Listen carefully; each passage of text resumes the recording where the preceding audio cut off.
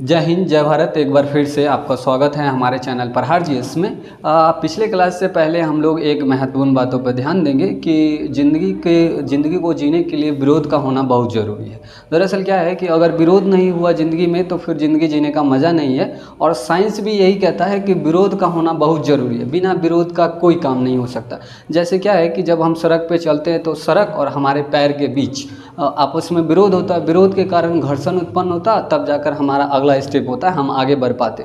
तो सेम चीज़ जीवन का भी यही है, आपका विरोध होगा तो विरोध जब हो रहा है तो वो आपके लिए पॉजिटिव है, यानी कि आपके विरोध हो रहा है तो विरोध और आपके बीच घर्षण हो रहा है यानी कि संघर्ष। और जब संघर्ष होगा तो आप बेहतरीन तरीके से आगे बढ़ पाएंगे और इसी का नाम जीवन है। तो जीवन में विरोध का होना बहुत ज़रूरी है। अगर कोई आपका विरोध कर रहा है किसी बात को लेकर, किसी तरह की किसी मंशा के लेकर कि आप इस तरह की तैयारी कर रहे हैं, आपसे नहीं हो पा रहा है, तो दैट मीन्स ये आपका विरोध है। तो उनको विरोध करने दीजिए, आप अपने काम पे फोकस कीजिए, काम बेहतरीन होगा। आइए अब हम लोग क्लास के ऊपर बात करें। दरअसल कहने का मतलब है कि पिछले क्लास में जो हम लोग पढ़े थे वो पढ़े थे WTO और ADB, तो उसका मामला समाप्त हो गया था लगभग। WTO और ADB से जो भी सवाल पूछे जाते हैं PCS लेवल तक की हम बात कर रहे हैं, वहाँ तक हमने सब कुछ कर लिया। एक भी सवाल छूटेगा नहीं, आप एक बार प्रश्न को बना कर देखिए। दूसरा है आज जो हमारा है वो सबसे महत्वपूर्ण जो संस्था है UNO, इसको कहते हैं यूनाइटेड नेशंस ऑर्गेनाइजेशन, हिंदी में कहते हैं संयुक्त राष्ट्र संघ। तो आज हम लोग संयुक्त राष्ट्र संघ पर बात करेंगे। दरअसल कहने का मतलब है कि UNO जो है वो दूसरे विश्व युद्ध के बाद दूसरे विश्व युद्ध के बाद जो विजेता देश थे उनके द्वारा इसकी स्थापना की गई थी UNO की, ताकि पूरे दुनिया में अगली बार कहीं से तीसरा विश्व युद्ध ना हो।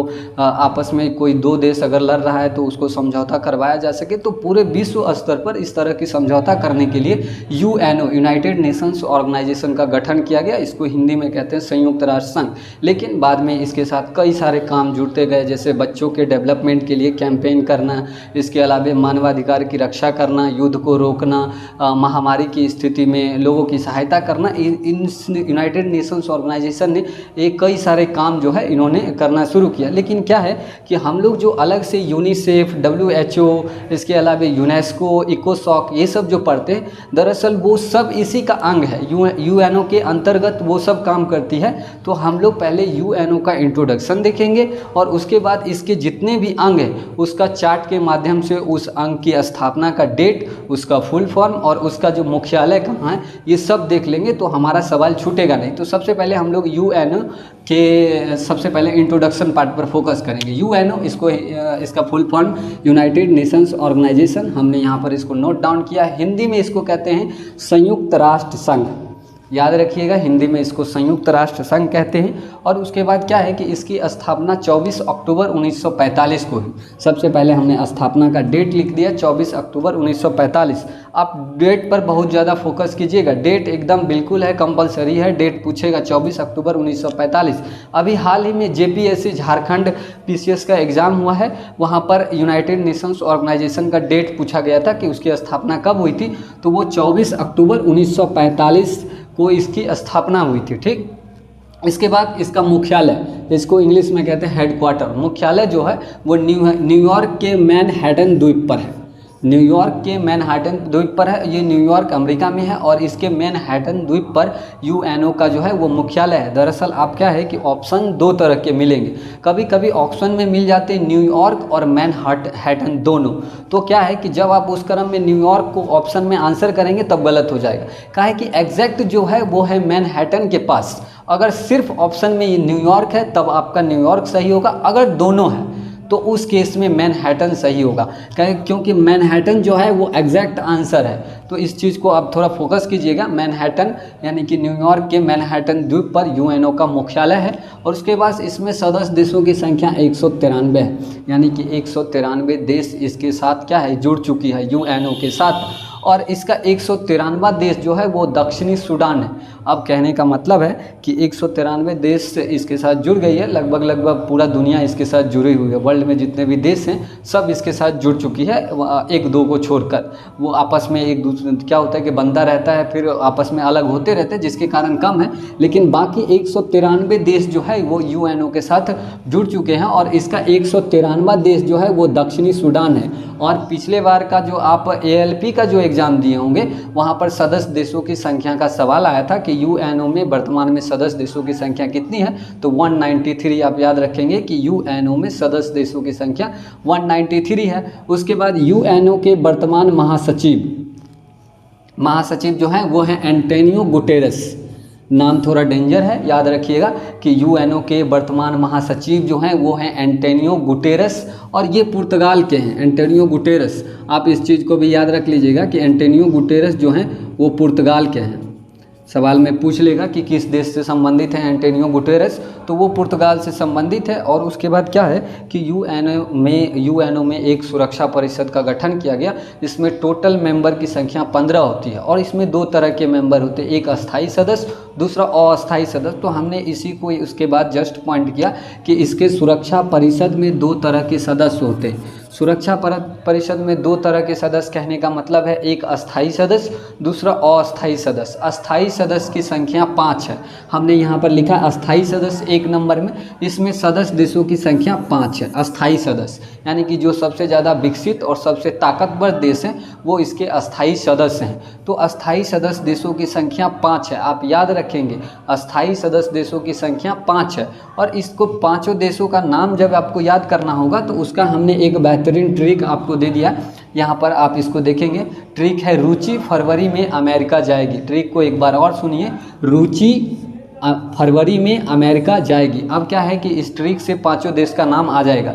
रूस से याद रखिएगा, रूस नीचे हमने नोट डाउन कर दिया, रूस से रूस, ची से चीन, रुचि खत्म, रूस से रूस, ची से चीन, 2 देश हो गया। फरवरी में 2 लीजिए, एक फर अलग और वरी अलग, फर से फ्रांस, वरी से ब्रिटेन, 4 देश हो गया। और लास्ट में अमेरिका है ही, तो 5 देश। ये 5 देश क्या हैं, इसके सुरक्षा परिषद के अस्थायी सदस्य हैं। और इन पांचों देश का आपको नाम याद रखना है। नाम पूछा जाता है कि यूएनओ के अस्थायी सुरक्षा परिषद के अस्थायी सदस्य कौन कौन से हैं, तो आप इस ट्रिक को याद रखेंगे। रुचि फरवरी में अमेरिका जाएगी, रूस से रूस, ची से चीन, फर से फ्रांस, वरी से ब्रिटेन और अमेरिका से अमेरिका।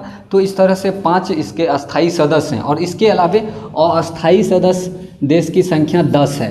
पूछेगा कि सुरक्षा परिषद के अस्थायी सदस्य की संख्या कितनी है, तो अस्थायी सदस्य की संख्या 10 है। और टोटल मेंबर पूछ लिया तो 5 अस्थायी सदस्य में और 10 अस्थायी, तो टोटल मेंबर जो सुरक्षा परिषद में हो गए उनकी संख्या हो गई 15। तो इस तरह से आप इसको पूरा याद रखेंगे तो आपका सवाल बनेगा। अब आप सोच रहे होंगे अस्थायी सदस्य देशों का नाम क्यों नहीं हम बता रहे हैं। दरअसल ये करंट अफेयर्स का चीज़ है, आप इसको देखते रहेंगे, ये हर साल बदलता रहता है, चेंज होता रहता है। तो इसलिए आपका जब एग्ज़ाम करीब हो तो उस समय अस्थायी सदस्य देशों का नाम आप करंट अफेयर्स में देख लें, और फिर एग्ज़ाम में जाएंगे आप, तो आपको किसी भी तरह का कोई प्रॉब्लम नहीं होगा। तो इसलिए अस्थायी सदस्य देशों का नाम हम नोट नहीं कर रहे हैं, ये आपके ऊपर हम छोड़ रहे हैं। तो अस्थायी सदस्य की संख्या 10 है। तो इसके बाद आप इस तरफ आइए, यहाँ तक का हमारा काम हो गया। अब यूएनओ की कार्यकारी भाषा, यानी कि यूएनओ किस भाषा में काम करेगी, उस भाषा की संख्या है 6। हम यहाँ पर नोट कर दिए यूएनओ की कार्यकारी भाषा, उस भाषा की संख्या है 6। और उसका भी ट्रिक है कि कौन कौन सी भाषा है, और सेम ट्रिक उसी रुचि वाला पर है कि रुचि, ट्रिक को थोड़ा देख लीजिए। कार्यकारी भाषा का ट्रिक, रुचि फ्रेंच, अंग्रेजी और स्पेनिश बोलती है, यानी कि इससे हमारा सारा लैंग्वेज पता चल जाएगा यूएनओ की कार्यकारी भाषा कौन सी है। तो रूस से रूस, ची से चीन, फ्रेंच से फ्रेंच, 3 हो गया। उसके बाद अंग्रेजी, यहाँ पर है ही ट्रिक में, अंग्रेजी से अंग्रेजी, और से अरबी, और स्पेनिश से स्पेनिश। तो इस तरह से टोटल 6 लैंग्वेज हैं जो इनकी कार्यकारी भाषाएं हैं। और इनका ऑफिशियल लैंग्वेज आपसे पूछा जाएगा कि दरअसल ऑफिशियल लैंग्वेज कौन सा है जो ऑफिस में यूज होता है, ऑफिस वर्क में, तो वो अंग्रेजी और स्पेनिश, ये दोनों इनके ऑफिशियल लैंग्वेज हैं। बाकी ये जो 6 लैंग्वेज है वो कार्यकारी लैंग्वेज है, इस लैंग्वेज में ये अपना काम वगैरह करते हैं। लेकिन ये जो 2 लैंग्वेज हैं, अंग्रेजी और स्पेनिश, ये इनके ऑफिशियल लैंग्वेज है, आप इसको भी याद रखेंगे। अब लास्ट में हमने इसका उद्देश्य लिख दिया है कि क्या करना है, युद्ध को रोकना, मानवाधिकार की रक्षा करना और महामारी की स्थिति से निपटने का प्रयास करना। तो दरअसल इसके अलावे भी कई सारे काम हैं, जैसे बच्चों की रक्षा के लिए कैंपेन करना पूरे विश्व स्तर पर, महामारी की स्थिति में WHO की सहायता से पूरे विश्व स्तर पर टीकाकरण की सुविधा उपलब्ध कराना। तो ये सारा काम UNO देखती है। लेकिन एक और है युद्ध की स्थिति को रोकना, दूसरा मानवाधिकार की रक्षा करना। लेकिन पता नहीं मानवाधिकार की रक्षा में UNO अपना भागीदारी कर रही है कि नहीं। अफगानिस्तान के मामले पर तालिबानी आतंकवादी संगठन है, उसने अफगानिस्तान पे कब्जा कर लिया। तो लेकिन क्या है कि इस सेंस में इसको दखल देना चाहिए था UNO को, लेकिन ये नहीं दे रही है। इसका क्या मैटर है पता नहीं, लेकिन मानवाधिकार की रक्षा करना इसका मेन काम है UNO का। अब आइए, अब हम लोग क्या करेंगे, इसके जो अंग है, प्रमुख अंग, जैसे WHO, इसके बाद UNESCO, यूनिसेफ, इकोसॉक, तो उसका एक चार्ट बनाते हैं। चार्ट में कब स्थापना हुई और उसके बाद स्थापना के बाद उसका जो मुख्यालय कहाँ कहाँ है, इस सब को एक साथ याद कर लेंगे और इस तरह से हमारा पूरा काम एकदम कंप्लीट हो जाएगा और एक भी सवाल छूटेगा नहीं। तो आइए अब एक बार चार्ट के ऊपर ध्यान देते हैं। हम लोग UNO के प्रमुख अंग के बारे में बात करेंगे। दरअसल कहने का मतलब है कि इसके जो प्रमुख अंग है उसका नाम और उसकी स्थापना और उसका मुख्यालय, इससे सवाल पूछे जाते हैं। हम लोग इस पर फोकस करेंगे। और दरअसल जो वनडे एग्ज़ाम होता है, उस वनडे एग्ज़ाम में कभी कभी इसका मुख्यालय पूछ लिया जाता है या फिर इसकी स्थापना कहाँ हुई ये पूछ लिया जाता है। तो हमने क्या है, इसको एक चार्ट के माध्यम से सजाने का प्रयास किया है। अब आप लोग इसके माध्यम से याद करेंगे और आपका काम हो जाएगा। सबसे पहला है IMF के बारे में हमने बहुत सारे बातें भी कर चुके हैं कि IMF क्या है, कब स्थापना हुई, उसमें किस तरह से काम होती है। तो IMF से आप भली भांति परिचित है। इसकी स्थापना को लेकर कन्फ्यूजन्स भी थे आपके पास कि 1944 और 45 को लेकर। तो दरअसल पहली बैठक हुई थी 1944 में और फाइनली रूप से जो इसकी स्थापना हुई वो 27 दिसंबर 1945 को, और उसमें 29 देश भाग लिए थे। तो एग्जैक्ट डेट अगर पूछा जाएगा तो वो 27 दिसंबर 1945 याद रखेंगे। और इसका मुख्यालय वाशिंगटन DC, ये संयुक्त राज्य अमेरिका में है। और DC का फुल फॉर्म हम आपको बता चुके हैं, डिस्ट्रिक्ट ऑफ कोलंबिया। IMF हो गया। अब इसके बाद वर्ल्ड बैंक, हमने IMF के बाद आपको वर्ल्ड बैंक भी बताया था। इसकी स्थापना भी 1945 में और इसका भी मुख्यालय वाशिंगटन DC। दरअसल ऊपर का दोनों एक साथ आप पढ़ेंगे, IMF और वर्ल्ड बैंक दोनों की स्थापना एक ही साथ हुई थी दोनों की स्थापना, और दोनों का मुख्यालय जो है वाशिंगटन DC में। तो ऊपर का दो हो गया। तीसरा है यूनेस्को में दरअसल क्या होता है कि जो विश्व धरोहर स्थल होते हैं उस स्थल को शामिल किया जाता है, उसके संरक्षण के ऊपर ये काम करते हैं यूनेस्को। और यूनेस्को की स्थापना 4 नवंबर 1946 को हुई और इसका मुख्यालय पेरिस, फ्रांस में है। फ्रांस की राजधानी पेरिस में इसका मुख्यालय है यूनेस्को। याद रखेंगे, यूनेस्को की स्थापना 4 नवंबर 1946 को और इसका मुख्यालय पेरिस, फ्रांस में है। उसके बाद UNO के प्रमुख अंगों में है इंटरनेशनल कोर्ट ऑफ जस्टिस। आप इसको याद रखेंगे, वेरी वेरी इंपॉर्टेंट है। अगर आप PCS लेवल का एग्ज़ाम देंगे तो इस पर फोकस कीजिएगा, ये पूछा जाता है। इंटरनेशनल कोर्ट ऑफ जस्टिस की स्थापना 3 अप्रैल 1946 को हुई और इसका मुख्यालय हेग है, नीदरलैंड में। याद रखेंगे, इंटरनेशनल कोर्ट ऑफ जस्टिस, इसकी स्थापना 3 अप्रैल 1946 और इसकी स्थापना हेग, नीदरलैंड में हुआ। उसके बाद WHO, वर्ल्ड हेल्थ ऑर्गेनाइजेशन, इसी का अंग है UNO का। इसकी स्थापना 7 अप्रैल 1948 को हुई और इसका मुख्यालय जेनेवा, स्विट्जरलैंड। अब ऊपर का दोनों एक साथ पढ़े और नीचे का दोनों एक साथ पढ़िए। एक का स्थापना 3 अप्रैल का हुआ, दूसरा 7 अप्रैल को हुए। डेट में 2 साल का फ़र्क है, एक 1946, दूसरा 1948 में। और इस तरह से आप इसको याद करेंगे, आपको याद हो जाएगा। इंटरनेशनल कोर्ट ऑफ जस्टिस, इसकी स्थापना 3 अप्रैल 1946 और इसका मुख्यालय हेग, नीदरलैंड में है। उसके बाद WHO, वर्ल्ड हेल्थ ऑर्गेनाइजेशन, इसकी स्थापना 7 अप्रैल 1948 और इसका मुख्यालय जेनेवा,